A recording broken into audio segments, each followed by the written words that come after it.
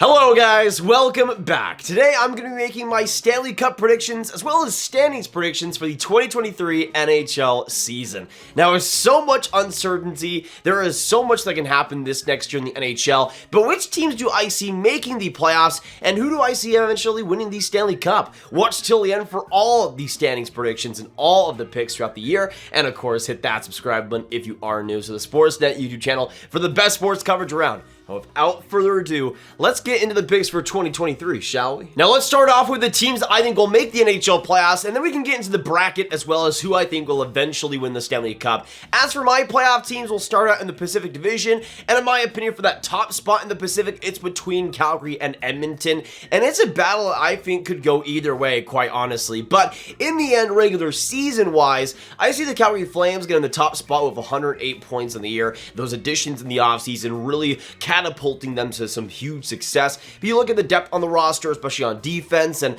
I think there's a lot of great things that can happen for them, especially early on in the year. Then at number 2 in the Pacific Division, I have the Edmonton Oilers getting 107 points on the season. To me, they'll be right behind Calgary, right there in the fight, but still being one of the better teams in the entire league and really taking that West, and especially with the bottom feeders, getting as many points as possible. Now I have 2 more playoff teams in the Pacific Division with the 3rd spot as well as the wild card. And at number 3, I have the LA Kings, who I see just getting 100 points on the year. And to me, I think they have a lot of great strengths, but to me, there is still some big question marks. The health of that defense, as well as the goaltending. Will Jonathan Quick still be at a solid level like he was last year?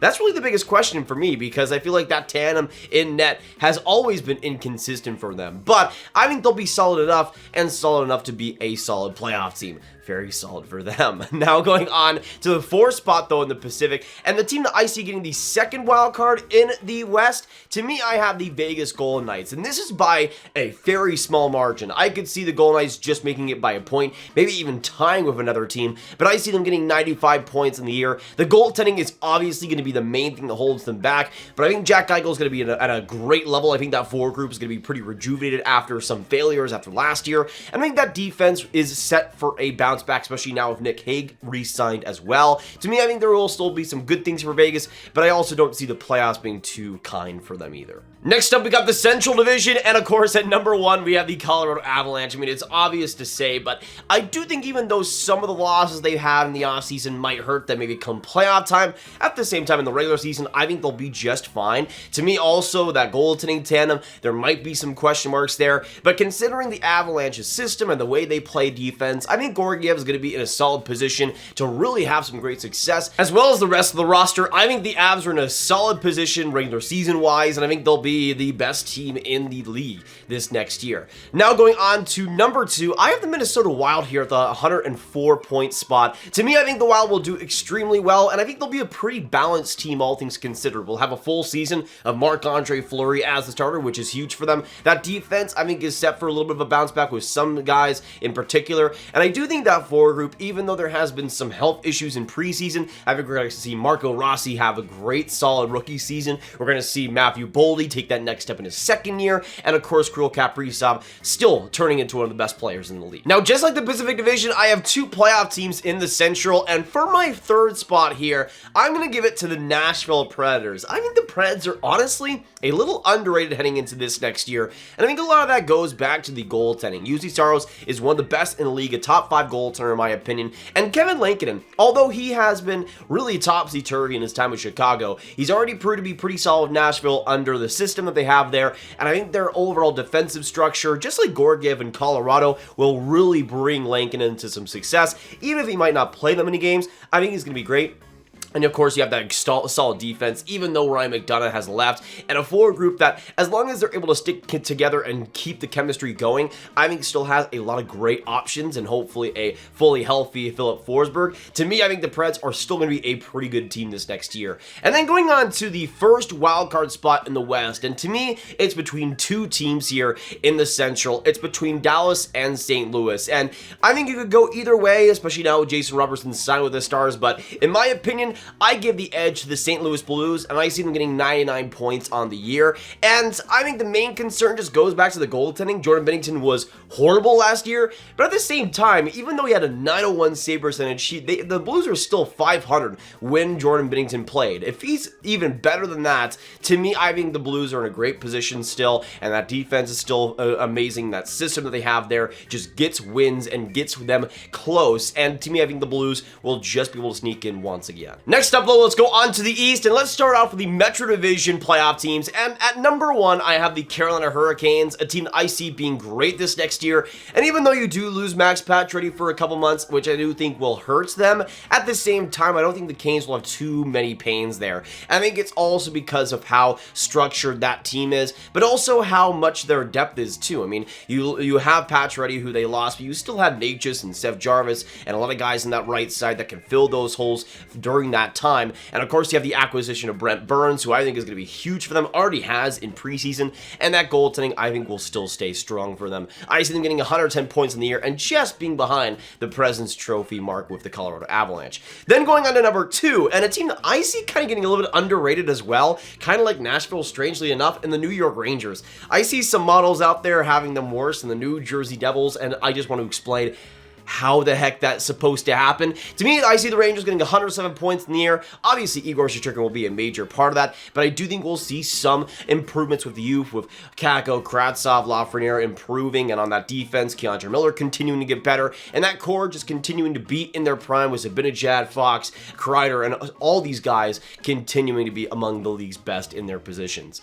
Now going on to number 3. Next up, I'm going to go to a team that I could honestly see missing the playoffs if some things go wrong for them, but at the same time, I feel like they're just too consistent to do that in the Pittsburgh Penguins. Now, I don't see them being spectacular, but I still see them getting 104 points in the year, still being one of the better teams in the East, and to me, I think it all comes back to how consistent that top-end core is for them. Even though Malkin only played like half of the season last year, they were still phenomenal, and I think it goes back to how good Crosby was, how good Letang was, how good Gensel and Rust and that whole core was around them, and to me, as long as they are still at a great level, the Penguins will still be a playoff team. Next up, going on to number 4, and next up I have a team that has dealt with some injury concerns over the last few months and heading into this season in the Washington Capitals. I see them finishing with 100 points in the year, and obviously losing Backstrom for most of the season is going to hurt 100%, but I also do feel like Dylan Strome, with some top-end guys on his wings, can do really well. We saw that in Chicago, how, especially short-term, it was able to work out amazingly for him. And I think in Washington, that's a great opportunity, and the goaltending has been highly rejuvenated with Darcy Kemper and that whole tandem being completely renovated. To me, I think that will definitely improve the Washington Capitals, both in the short term and in the playoffs, and I do think for the Caps, they'll once again be able to make the playoffs. But now we go on to the second wildcard team here in the Metro, and to me, I see the Metro taking both wildcard spots. Next up at number 5, I have a team that I think will just make the playoffs in the New York Islanders. Now, I know a lot of people might not have them in the playoffs, but to me, if they're healthy and if their top end guys are able to perform, I think the Islanders are still one of the better teams in the East. To me, I see Ilya Sorokin winning the Vezina Trophy next year. I see him being absolutely phenomenal, and that Islanders defense, I think, was way too inconsistent last year compared to what it should be. I think we'll see some guys bounce back this next season, and on that forward group with Lane Lambert, of course, coming in, I think he'll give a lot of those forwards, especially guys like Matthew Barzal, a lot more flexibility to do their thing, and I feel like forward-wise, it'll definitely help them a lot too, and I think Sorokin's going to be huge for them and be the reason why they make the playoffs. Next up, going on to the Atlantic Division, and again, I only see 3 teams in the Atlantic making the playoffs, but it's not because the other teams aren't good whatsoever. There will be a couple of teams that I think just missed the playoffs, but at number 1 in the Atlantic, with 109 points, I got the Toronto Maple Leafs. Now, of course, there are the goaltending tandem question marks there, 100%, but to me, I feel like it's another situation where the structure of the Leafs is just good enough to where I think Matt Murray could do solid for them. Ilya Samsonov could break out in a big way for them, and the rest of the roster is still fantastic. That top end scoring is there, and I still think the Leafs defense is pretty underrated, all things considered, and I think health-wise and consistency-wise, they'll be one of the better teams in the East. Then going on to number 2, next up I have the Tampa Bay Lightning. Now, they might not be as good as a team like Carolina or Toronto, but I still think they'll be in the conversation. I think they'll get 107 points in the year. It just speaks to the longevity of Tampa, how many games they played over these past few years, and still being as good as they are. But of course, it goes back to the top-end talent. Vasilevsky will still be amazing. Victor Hedman will still be among the best in the league defensively. And of course, you got the top-end guys in points, Stamkos, Kucherov, and all the guys that they've added. And although there could be some depth issues here and there, they've solved them really well over these past couple of years, and I still see the depth coming up big for them in the regular season too. Next up at number 3, we're going to go to another team that I've seen some people have outside the playoffs, but I also feel like there's still too many strong parts of the roster for them to actually miss, in the Florida Panthers. Now, I see them getting 102 points. I don't see them blowing the socks off of anybody, but I still see them being a good team, all things considered. To me, I still think that top 6 is one of the better in the league, and especially defensively, they're a team that forward-wise has a lot to offer. Now, on the actual defensive side of things, the depth there is atrocious, and we'll see how that gets exposed throughout the year. That is definitely the biggest problem, especially heading into the playoffs, and a reason why I don't see them going too far. But to me, I think the goaltending is pretty underrated, and I think Spencer Knight will have a big year for them. And overall, I think they'll be good enough to make the playoffs in the Atlantic, which is all you could really say for them. But going on to the teams I think will just missed, I have Ottawa with 96 points, just barely below the New York Islanders, and teams like the Bruins as well being in that conversation too. A couple of teams in the Atlantic that were right there and just not able to make it. But now going on to the playoff matchups, first up we got in the West, the Colorado Avalanche versus the Vegas Golden Knights. And as much as the Golden Knights have maybe given some trouble to the Avs in the past, I don't see it being anywhere close. And again, it goes back to the goaltending for the Knights. I just look at the potential tandem of a Logan Thompson and Laurent Brossoit, even Aiden Hill, and I see it getting absolutely torched in an Avs series. I don't even think I'll give the Golden Knights a game. I think the Avs sweep that. But next, we're going on to the second and third spots in the Central, the Minnesota Wild versus the Nashville Predators, and I actually think this would be a really interesting competitive series. And although I do give the edge to the Minnesota Wild here, I think the Preds will definitely put up a fight. Again, mostly because of that goaltending. I think one of the biggest reasons why the Preds got stomped versus the Avs last year was UC Saros was just not to be seen anywhere. And I think versus Minnesota, their offense is good, but not good enough to where they can overpower Saros in any way. But I do feel like the Minnesota Wild will win this series in 6 and move on to round 2. But next up, let's go on to another big matchup here. Let's go on to the Flames versus the Blues, and this one would be a bloodbath. Two very physical teams at points and two very rugged teams as well, and I really would like to see this matchup just for how intense and how many fights we could see throughout. But I do see, even though I see it being a crazy competitive series and even going 6 games, I do see the Flames eventually being able to move on, and most of that being because the goaltending difference as well as how good that Calgary defense is too. I feel like the Blues might struggle a little bit to score goals consistently, and the Flames will eventually get the win in the end. Now going on to the second and third teams though in the Pacific, between the Oilers and the Kings, and again a rematch of the first round of this last year, and I think the result will pretty much be the same, if not a little bit more on the Oilers side. I see the Oilers winning in 5 games, and even though the Kings will still prove to be a fight, at the same time, I still think that with those goaltending issues and the lack of amazing star talent will kind of keep LA away from the second round for now.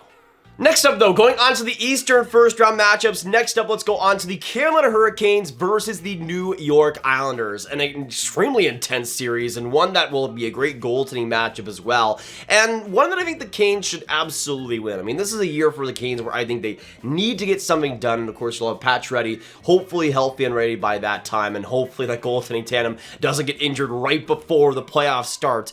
But I do feel like this round 1 matchup would be pretty competitive, and I do see it going the full 7 games just because of how good a team the Islanders could be in the playoffs when they are there. But I do see the lack of amazing star and talent for the Islanders kind of hurting them compared to the Canes, who have a lot of different guys in that top 6 who can really pounce on you, as well as the defense difference. To me, the Canes are still one of the better defense groups in the league, and I feel like especially the power play and the goaltending will be a big difference for them, and I see the Canes winning in 7 games, and in that 7th game doing extremely well. Next up, let's go on to to another matchup here in the Metro between the Rangers and the Penguins, another first round matchup from 2022, and another matchup that I kind of see going the same way. To me, the Penguins have been underratedly one of the biggest playoff chokers in the entire league over these last few years. And although if they didn't lose Jari in that series, then you could make the case that they would have won that. To me, I see the Rangers being a lot more ready for that fight this time around and a lot more playoff ready to start things off. And of course, you have the improvements of the younger guys and the improvements on that defense.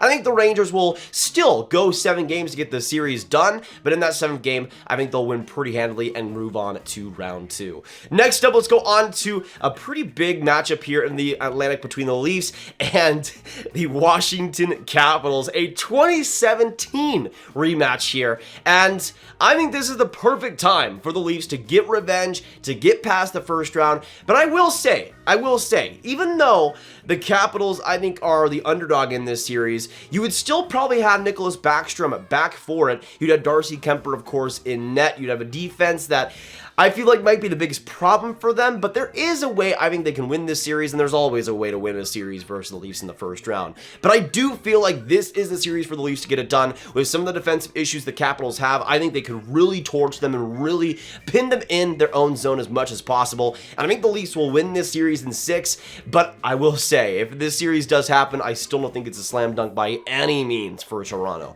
But next up, let's go on to the number 2 and number 3 matchup in the Atlantic between the Lightning and the Panthers. Another battle of Florida. We've had this so much over the past couple of years, and again, I see it being the same result as we've seen recently. To me, I think the Panthers are just not a good playoff team, and they're not constructed to be a good playoff team either, and I think with the playoff moves we saw this last offseason, it got even worse for them. And I see the Tampa Bay Lightning, even though they've had a lot of mileage and a lot of baggage over these past couple of years, just stomping the Panthers and winning in 5.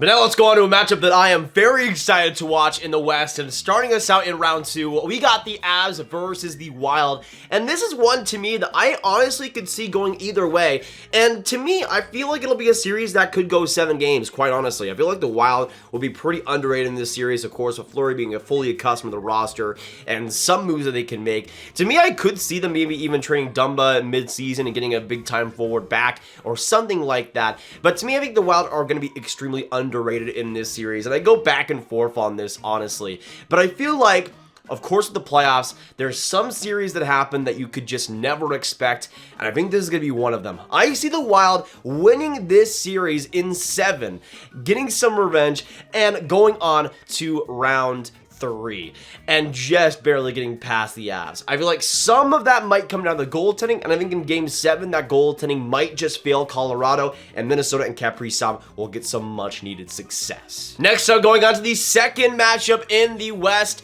for round 2, and you know what it is. It is the Calgary Flames versus the Edmonton Oilers. And here's the thing. As much as I think the Flames maybe are a better team than the Oilers come regular season, and I think will be much improved as well, maybe not much improved, but still be one of the better teams in the West, at the same time, I still do give the edge to the Oilers come playoffs, and especially with Jack Campbell being added onto net and some of the consistency issues maybe being resolved there. I see the Edmonton Oilers winning this series, maybe not as easily as it was in 2022, but I see them winning in 7 games and moving on to the Western Conference Final, and McDavid once again having a playoffs to remember in a very special way. But starting us off into the round 2 matchups for the East, let's go on to the Carolina Hurricanes versus the New York Rangers, and another rematch here, and another crazy one for me because I go back and forth with this one. Obviously, the Rangers beat the Canes in the last series in 2022, but I do think the Hurricanes are massively improved from that roster, and I think they know that this is it. This is the one year that if they don't get it done, there could be some pretty massive changes, and there already was some pretty massive changes this last offseason. So I think some of that core knows that, and I think the Canes will win this series if they are healthy in 6 games, and I think a lot of that comes down to the additions with Pacioretty and Brent Burns and the playoff experience they have, and I think the Canes will move on to the Eastern Conference Final and finally get back to that level. Next up, though, let's go on to another big-time second round matchup with the Leafs versus the Lightning, and this one to me is it is completely up in the air, because if the Leafs do get past the first round, get past those demons, to me, I think they could go all the way. I think there is a chance that if they get past the first round, that confidence for them and the weight off their shoulders really propels them to amazing success. But it also is the Tampa Bay Lightning, who of course just was able to get the win in last year's first round, and that was without Brayden Point for most of the series and a lot of things going against them.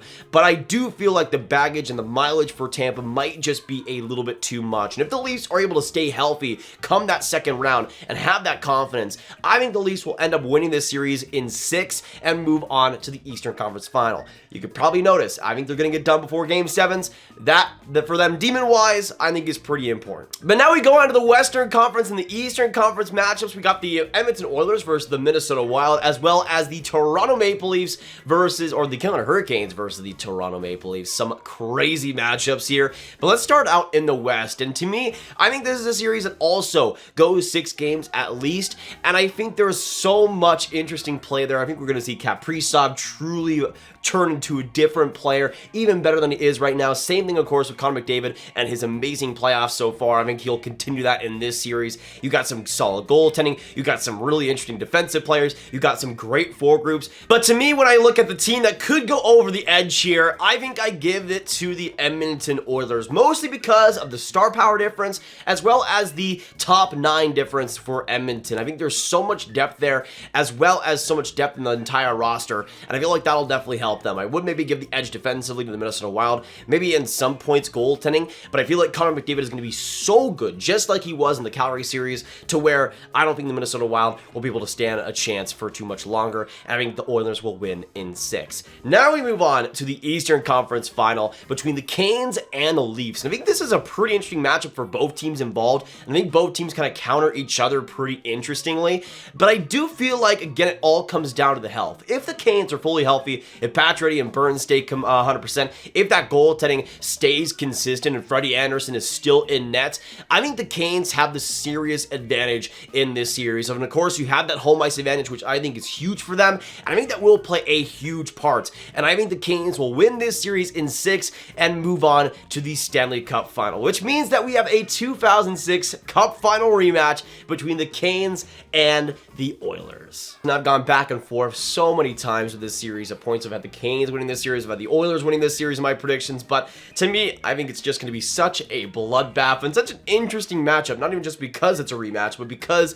of how solid these two teams are and how fun they can be too. You have, of course, the strengths of Carolina, and if Pacioretty is healthy, you can have some great top-end scoring, as well as that solid defense and really interesting goaltending. For the Oilers, you have so many great storylines. You have Connor McDavid coming into his first Cup Final, same thing with Draisaitl and all that great forward group, as well as Jack Campbell coming into things. I think he's going to be great throughout the playoffs and be just good enough to be able to get there. Kind of like a maybe Darcy Kemper situation with Colorado last year, where he might not be amazing, but he'll be good enough to get the Oilers wins, and that's way different, it feels like, than other goaltenders in the past for them. To me, I think the main problem is just the defense for the Oilers. You compare both defenses, and I think that is a major difference. Absolutely major. And to me, I think it all comes down to health. If the Canes are 100%, I give the edge to them, but considering how banged up they are, it feels like every single year in the playoffs, I am going to give the edge to the Edmonton Oilers. I see the Oilers winning in Game 6, Connor McDavid having maybe like 3 points per game throughout the series, really knowing that this could be his last opportunity ever to get that Stanley Cup and just going full turbo mode. Absolutely unbelievable play from him, and you see a lot of that forward group as well with Van Arcane, Leon Draisaitl, and Kali Yamamoto, and Puljujärvi, and all these guys just playing at their best level. And I feel like for the Canes, some of that forward group, especially later on in the playoffs, might not be as consistent as you'd want, and that lack of amazing scoring being what keeps them from the Stanley Cup. But I see the Oilers winning in 6 and being your Stanley Cup champions in 2023. Yes, I just picked a Canadian team to win the Cup. It probably won't happen, but I wanted to do it because I think it'll happen. And yes, I know I just picked a Canadian team to win the Stanley Cup. I know it'll never happen, and I know the Canes will probably win this series in 6, but it's my list, so that's how it's gonna happen. But that'll be it for today, guys. Thank you so much for tuning in. If you did enjoy, hit that like button, hit that subscribe button, hit that notification bell if you haven't already. Comment down below. I mean, there's obviously gonna be something you disagree with my list, but let me know what you disagree and agree with my list and my predictions. And who do you have in the Stanley Cup Final and eventually winning the Stanley Cup in 2023? Of course, hit that subscribe button if you haven't already. Share the video with all the hockey fans you guys know online, and I will see you in the next one. Goodbye.